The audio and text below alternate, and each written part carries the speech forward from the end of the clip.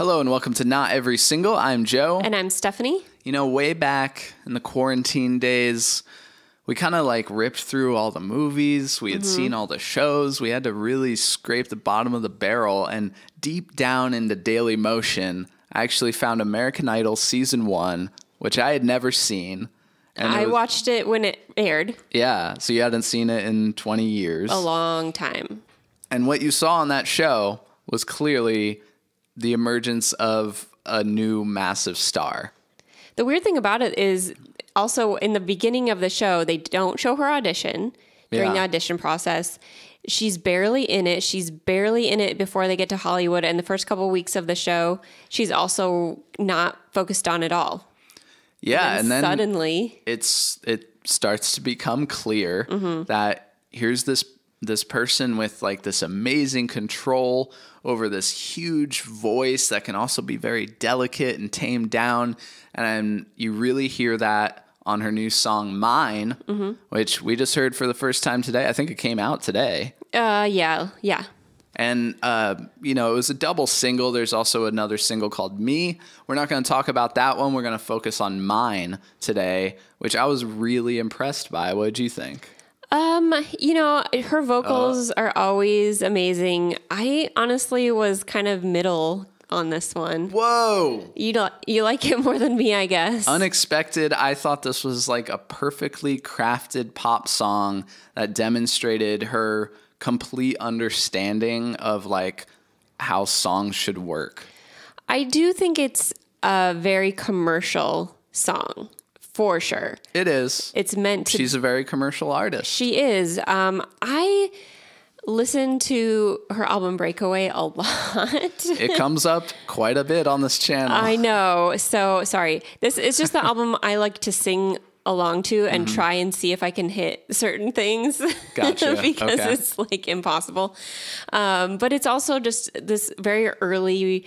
example of like rock and pop being meshed together in a way that it hadn't been before. To me, that's like very tied to who she is. She's obviously moved on, had a lot of life experiences, done a lot of things since then. But, it wasn't like the Kelly that I fell in love with, I guess. Sure. Yeah. Yeah. It's just, her music's a lot different now. It sounds very subdued. It's a little less produced. I was surprised to hear such raw, dry drums that really sound like just like this real talented session player. I don't know if it's the drummer from her band on her show. I don't know who was playing drums there, but these really tasteful fills and real sounding drums were surprising to me. It's not an overproduced big banger. Yeah.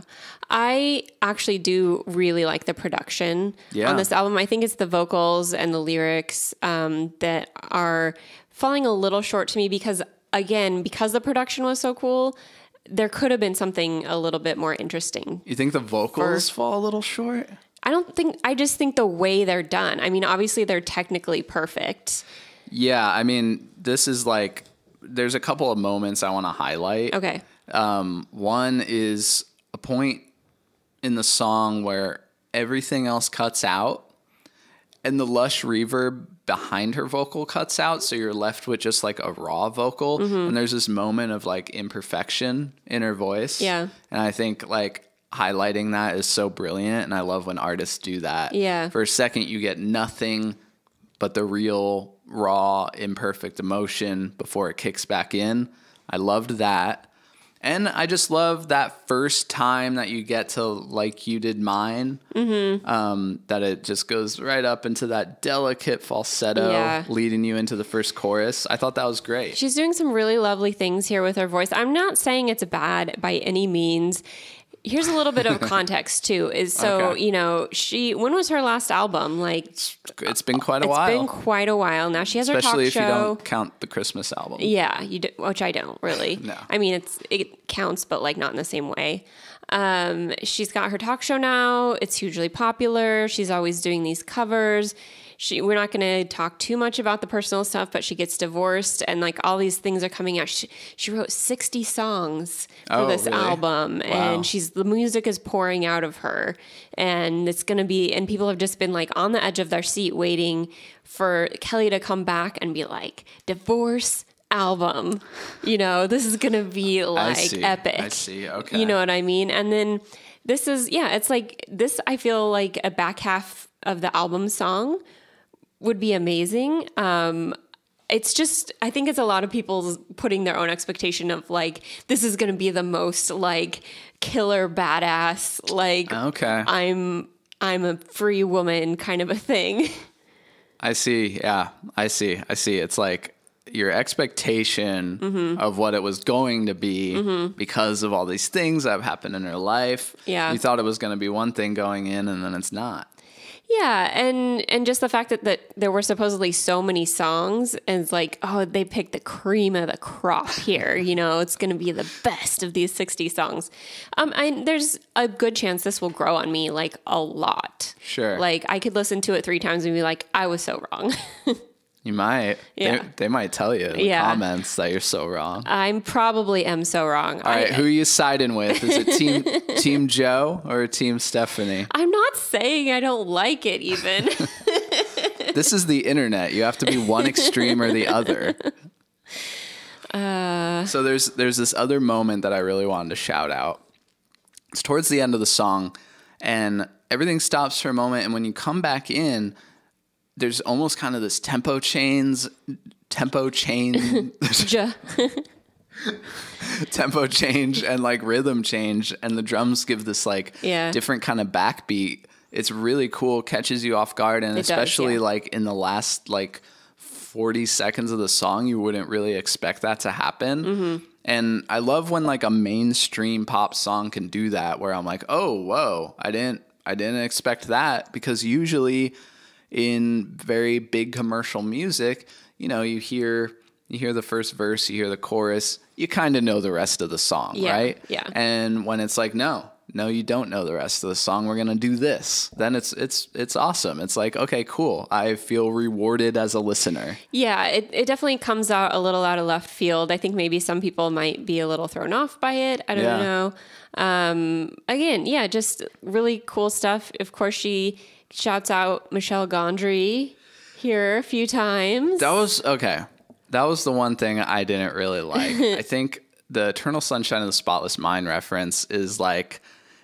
that movie is just, speaking of like preconceived notions and stuff, that movie, especially to me, is just so lumped in with this group of movies that's like poster on your wall in college. Yeah. And it's like Fear and Loathing, Fight Club, Eternal Sunshine, Probably a Wes Anderson of some kind of Tenenbaums, maybe. Tenenbaums or something. Yeah, it's like this group of movies that's like, I have that immediate association. And I love all those movies. That's the thing. Like, I do love them, but it kind of like makes me think like, oh, really? That's the reference? I don't mind it.